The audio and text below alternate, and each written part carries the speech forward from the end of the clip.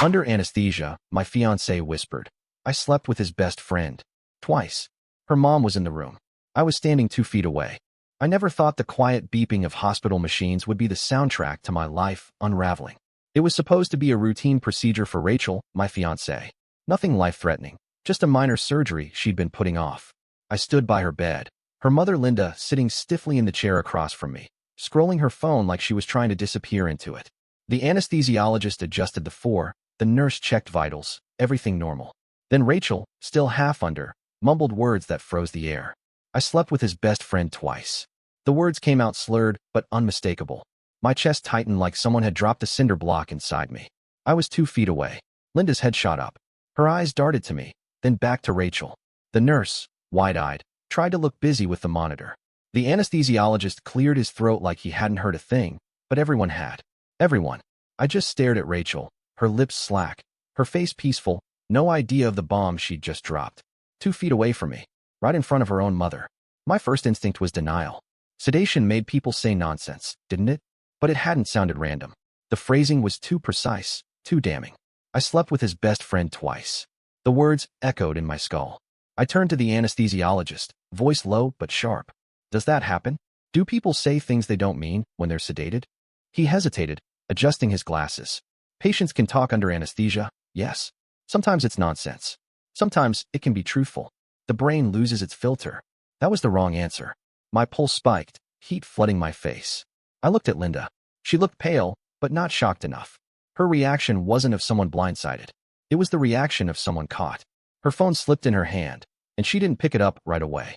You knew. I whispered, not caring if the nurse heard. Linda shifted, her lips pressed tight. Peter, this isn't the time. I stepped closer, towering over her chair. Not the time. Your daughter just confessed to sleeping with Kyle. Twice. And you. I stopped myself, realizing I was inches from shouting in a sterile recovery room. The nurse pretended to check a chart, but her ears were red. Linda's eyes darted to Rachel, who was still muttering fragments, nothing coherent. Then back to me. Linda leaned in, her voice like a hiss. Keep your voice down. She's not herself. Not herself. I snapped, still keeping it just under a yell. That was specific. Twice.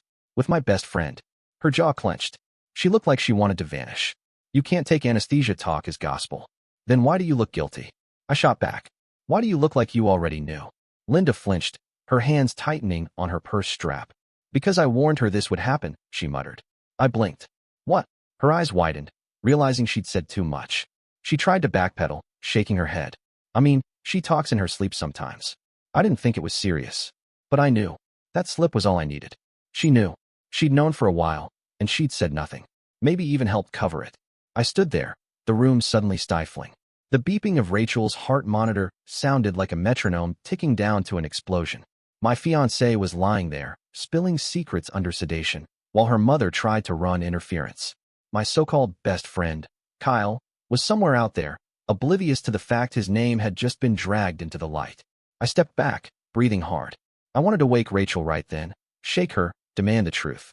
But looking at her, her hand limp under the hospital blanket, her face pale, I knew it wouldn't give me answers. Not yet. She wouldn't remember this moment. But I would. Burned into my brain. The nurse glanced at me, cautious. Sir, maybe you should step outside. Patients can say things, it's best not to overthink. I gave a bitter laugh. Not overthink. My fiancée just confessed to screwing my best friend in her sleep. Twice. How exactly do I not overthink that? The nurse looked away, cheeks flushing. She couldn't answer. The anesthesiologist slipped out without a word, clearly not wanting to get dragged in. Linda stood, finally finding her composure. She lowered her voice, but her words were sharp. Peter, if you care about Rachel, you'll keep this to yourself. It was nonsense. Do not humiliate her. Humiliate her. That word. Not clear her name. Not find the truth. Just don't humiliate her. That told me everything. Linda wasn't interested in truth. She was interested in preserving Rachel's image, in keeping me docile. I leaned in, close enough that only she could hear. If she really slept with Kyle, everyone will know. I'll make sure of it. Her eyes went cold. For a second, I saw the mask drop. She wasn't the polite, overbearing mother-in-law to be. She was someone who would bury truth under concrete if it protected her daughter's reputation. Be careful, she whispered. Some things, once exposed, can't be undone. I didn't answer. I turned, grabbed my jacket off the chair, and walked out of that room before I did something stupid. My chest felt like it was splitting open. I walked the sterile halls, each step heavier. People passed by, laughing nurses, a janitor pushing a mop, visitors with balloons and flowers. Normal life carried on, while mine tilted off its axis. In the parking lot, the evening air hit me like a slap. I sat in my car, gripping the wheel until my knuckles went white. The pieces of the puzzle started rearranging in my head. Times Rachel had been at her mom's late. Nights Kyle had bailed on our plans, saying he was busy. A weekend Rachel went to see a cousin, while Kyle was mysteriously out of town too. Little things I'd brushed off. Now, under the fluorescent hospital light, they looked like neon signs. I unlocked my phone, scrolled through old texts. There it was, a message from Kyle, 3 months ago, canceling a guy's night last minute. Same night Rachel had come home late, claiming her mother had kept her for dinner. My gut twisted. Linda. She had been the alibi. The anger simmered hotter. Not just at Rachel, not just at Kyle, but at Linda, sitting there in that recovery room, trying to silence me, protect her daughter's lie at the expense of my sanity. She hadn't looked shocked. She'd looked cornered. I started the car, but didn't drive. My mind was already spinning scenarios. Confront Rachel? Too soon. Confront Kyle? He'd deny it, and Rachel would back him up. No, I needed proof. I needed something undeniable. Because if I went in with half-baked accusations, they'd gaslight me, turn it around, make me the paranoid fiancé. So I sat there, headlights washing over the concrete wall, and decided. I wasn't going to storm and swinging. I was going to take my time, collect every piece, make it airtight. If Rachel had really slept with Kyle, if Linda had covered it, then I was going to tear the entire facade down brick by brick. And when I was done, they wouldn't just lose me. They'd lose everything. I didn't sleep that night. Every time I shut my eyes, I heard Rachel's voice under anesthesia, slurred but sharp. I slept with his best friend twice. It didn't matter that she didn't know what she was saying. The words cut through any illusion I had left. By morning, I'd already decided what I had to do. This wasn't about asking for an explanation. Explanations were useless without proof. People lie when confronted. But evidence, that couldn't be twisted. Rachel came home 2 days later, moving slowly from the surgery. I played the attentive fiancé, got her soup, fluffed her pillows, pretended everything was normal. She smiled at me with that soft, trusting look, and I wanted to believe it. But every word she said felt like another layer of paint overwrought. I caught myself studying her face when she wasn't looking, wondering how many lies she'd told me in the past year. When she dozed off, I took her phone. Not once had I gone through it before. I wasn't the paranoid type. But now I scrolled. Texts, socials, photos. Nothing obvious, nothing incriminating. Too clean. That alone was suspicious. Rachel wasn't organized. If she'd really risked our relationship, there should have been traces. Unless someone had already wiped them.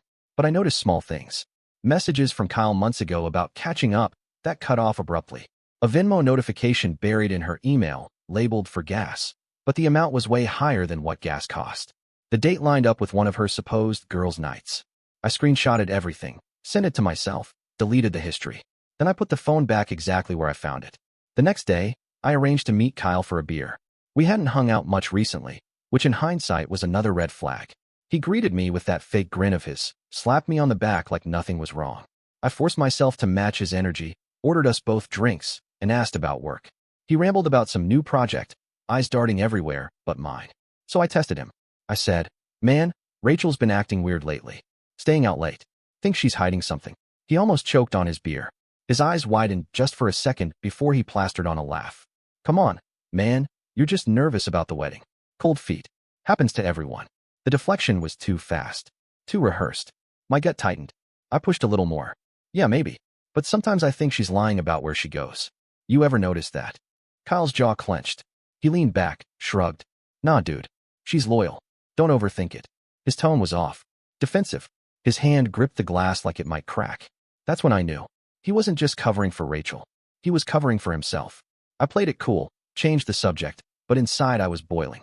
The confirmation wasn't in his words, but in the way his body betrayed him. When I got home, Rachel was in the kitchen, humming while stirring pasta. She looked so normal, so domestic, that for a moment I almost convinced myself I was crazy. But then my phone buzzed, a reminder of the screenshots I'd saved. The Venmo. The odd messages. Kyle's reaction. No, I wasn't crazy. A few nights later, Linda called. Her voice was sharp, urgent. "Peter, I want to remind you. What Rachel said in the hospital doesn't mean anything. You'll ruin everything if you fixate on it. Please, just focus on the wedding." Her tone wasn't pleading. It was commanding, like she was issuing an order. That was all the proof I needed that she was in on the lie. No mother pushes that hard unless she's desperate to bury something. I didn't argue. I let her talk, nodded into the phone. But after we hung up, I wrote everything down. Dates, times, Linda's calls, Kyle's slip, Rachel's alibis. I wasn't just hunting for truth anymore. I was building a case. The breakthrough came from something small. One evening, Rachel said she was going to bed early. I flipped on the TV after she left, scrolling through apps, when I noticed something. The Netflix account. Kyle had his own profile. We'd shared accounts back when we were roommates years ago. I clicked it out of habit. There it was. A recently watched movie, late night timestamp. The same night Rachel had supposedly been homesick. I checked a few more. The patterns lined up with her supposed absences. They'd been streaming together, probably using his account. Careless. That was the first real piece of evidence. Not just suspicion. A timeline. I needed more. So I set a trap. I told Rachel I had to leave town for 2 nights for a work trip. I packed a bag, kissed her on the cheek, and drove off like I was heading to the airport. Instead, I parked my car in a friend's driveway across town, grabbed a motel room, and waited. The first night, nothing. Rachel texted me photos of takeout containers and a blanket on the couch, acting perfectly innocent. But on the second night, her story cracked. She said she was at her mom's, helping with groceries. But when I drove past Linda's house, her car wasn't there. Linda's porch light was off. I followed the trail. Half an hour later, I spotted Rachel's car parked 2 blocks from Kyle's apartment. She thought she was clever, not pulling right up front. But I knew her car. I knew the dent on the back bumper.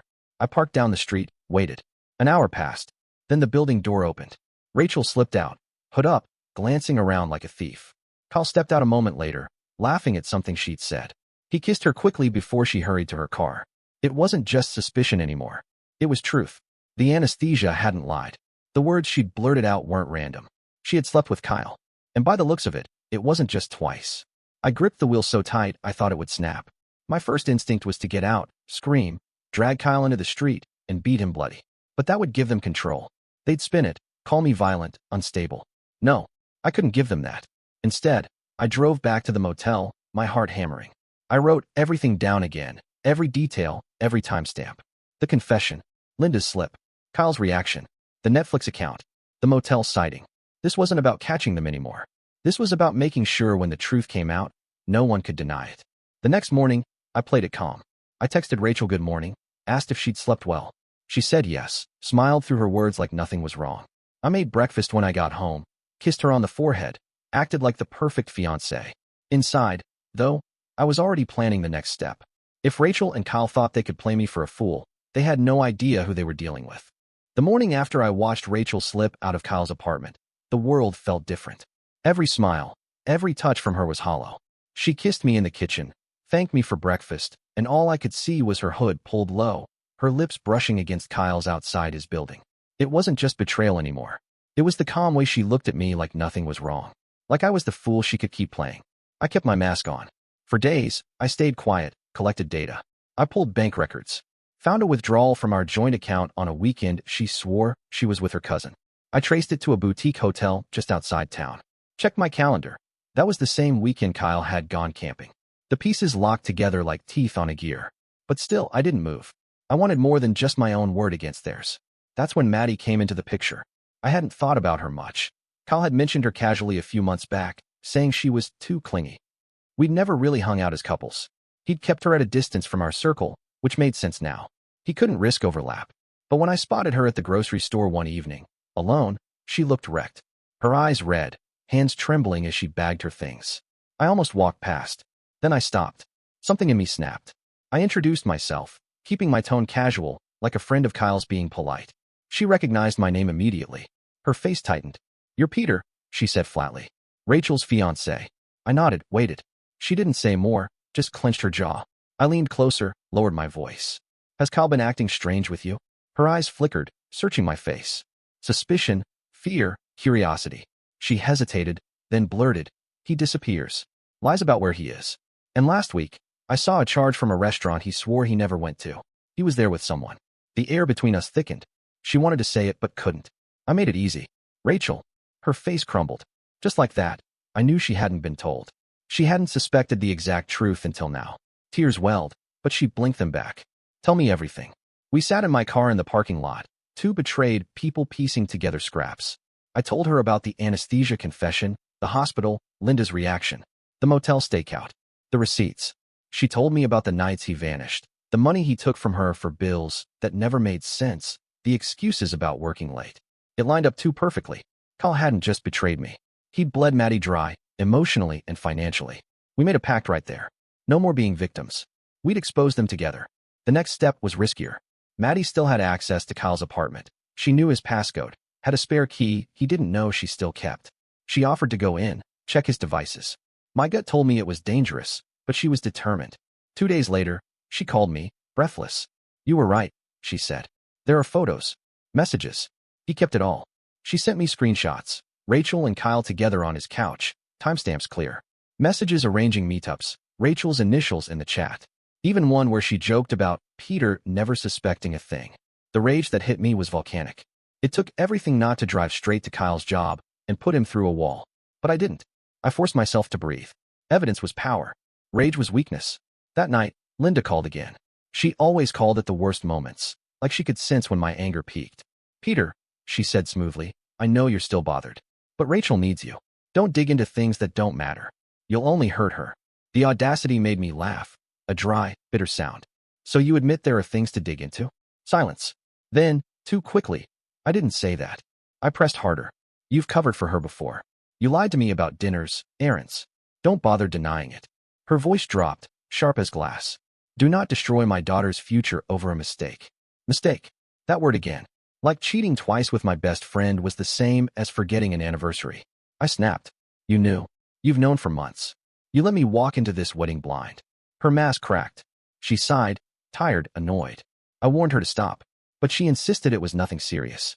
Just foolishness. She swore she'd settle down once the wedding was over. I believed her. You should too. Her calmness chilled me more than rage ever could. She wasn't denying it anymore.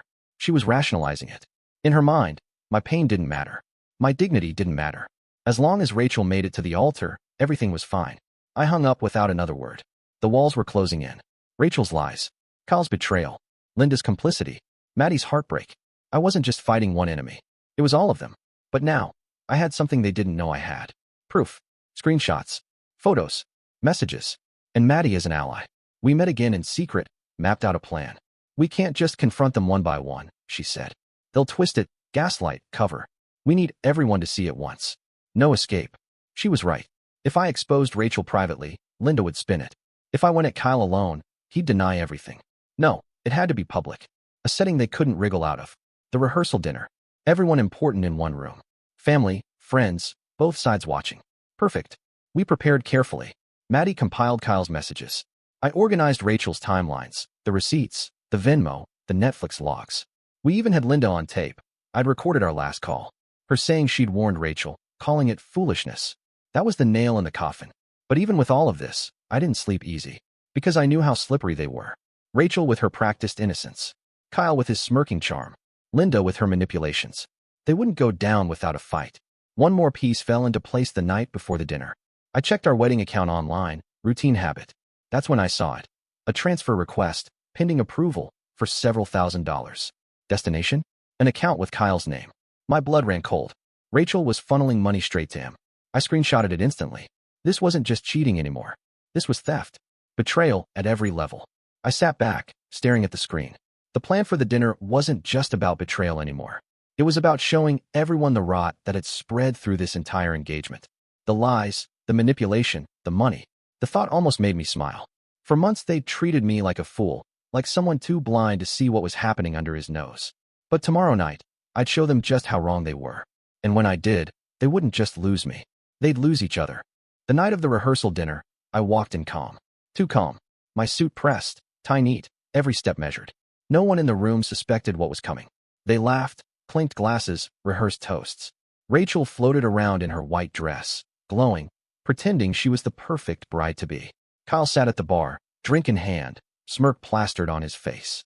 Linda was orchestrating everything like a general, making sure the evening looked flawless. They thought I was the fool. I let it play out for 20 minutes. Toasts, small talk, forced laughter. My hands didn't shake. I felt like a surgeon preparing for a cut. Maddie slipped in quietly halfway through, sat near the back. No one noticed her, not yet. When the chatter died down for the main toast, I stood. Rachel beamed at me, expecting something romantic, maybe a speech about her love. Instead, I pulled my phone from my pocket, connected it to the small speaker system. Before I say anything, I began, I think everyone deserves to hear a few things. Confusion rippled across the tables. Rachel tilted her head, smiling nervously. Linda's smile froze. I pressed play. Rachel's voice, slurred but clear, filled the room. I slept with his best friend twice. The room went silent. Chairs scraped. A fork clinked against a glass and stayed there. Rachel's face drained of color. That's not, she started, but I cut her off. Maybe you'll say anesthesia makes people talk nonsense. So let's listen to something else. I tapped again. Linda's voice came through, sharp, recorded from our call. I warned her to stop, but she insisted it was nothing serious. Just foolishness. She swore she'd settle down once the wedding was over. Gasps rippled. Heads turned. Rachel's father's face hardened, eyes snapping to Linda. Rachel stammered, reaching for me. Peter, please, don't. I pulled my phone back, opened the gallery, and mirrored the screen to the TV. Photos. Screenshots. Rachel in Kyle's apartment. Texts arranging meetings. Messages about me being clueless. And then the bank transfer request. Thousands of dollars from our wedding account to Kyle. Explain this, I said flatly, holding the phone up so everyone could see. Kyle stood, red-faced. This is out of context. Maddie's voice cut through the air, cold and sharp. No, it's not. Heads turned as she rose from her seat, stepping forward. She held up her own phone. I'm Maddie, Kyle's girlfriend. Or at least I was. Here are the rest of the messages. Him promising to pay me back with the money he was siphoning from Peter and Rachel's account. The room erupted. Shouts, gasps, disbelief. Rachel lunged toward me, tears streaming now. Please, Peter, let me explain. I stepped back, away from her grasp. Explain what? That you stole from me to fund your affair? That your mother lied to my face to protect you? That Kyle, my best friend, laughed about this behind my back. Her sobs filled the silence. Linda tried to regain control, standing tall, voice firm. Everyone calm down. This is a private matter. No. I snapped, louder than I'd ever spoken in that family's presence. This is public. Because you made it public the moment you covered for her. The moment you decided my dignity was less important than your daughter's reputation. Rachel's father slammed his hand on the table. Is this true? He barked at Linda. She faltered. For the first time, she had no polished words. Her silence was answer enough. Kyle tried to slip out, but Maddie intercepted him, shoving her phone into his chest. You took my money, my time, my trust. You don't get to walk away like nothing happened. The chaos reached its peak. Rachel collapsed into a chair, sobbing, mascara streaking down her face. Linda stood frozen, exposed. Kyle sputtered excuses no one believed. And me? I felt nothing but clarity. I turned to the crowd. Family, friends, people who had supported us, invested in us. There will be no wedding, I said calmly. The venue is canceled. The accounts are frozen. The ring is hers to keep, as a reminder of what she destroyed. Gasps again. Rachel cried harder. Peter, please, don't do this. I ignored her. If anyone here doubts what I've shown, I have copies. Screenshots. Transfers. Recordings. I'll share them gladly. This is not slander. This is fact. Silence followed. Heavy, suffocating. The image of Rachel kissing Kyle on his couch still hung on the TV screen. I slipped my phone back into my pocket, adjusted my jacket, and walked out. No one stopped me. Not one. The aftermath was swift and brutal. Rachel tried calling me dozens of times over the next week. Voicemails filled with sobs, apologies, promises it meant nothing, that she'd make it right. I didn't answer a single one. Linda showed up at my apartment once, banging on the door, demanding I fix this mess before it ruined Rachel's life. I recorded her rant, then told her calmly through the door that if she didn't leave, I'd call the police. She left, seething. Rachel's father reached out privately. He apologized, not for Rachel, but for himself, for letting Linda control everything. He confessed he hadn't known about the affair, but the bank transfer had broken his trust completely. He cut Rachel off financially. Kyle lost everything in 1 week. Maddie left him, exposed him to his employer with proof of his financial deceit, and he was fired. Friends cut him out. He texted me once, begging for forgiveness, claiming Rachel had seduced him. I blocked him. Rachel moved back in with Linda, her reputation shredded. Everyone in her social circle knew the story, not because I spread it, but because the people at that dinner did. Word travels fast when betrayal is that ugly. As for me, I didn't feel victorious, just clean, like I'd finally scrubbed poison from my life. The wedding was gone, but so was the rot that had infected every corner of it. Sometimes I replay that moment in the hospital. Her voice, under anesthesia, whispering the truth she never meant to reveal. A slip of the tongue that burned her whole house down. And I think, Maybe that was the most honest thing she ever gave me.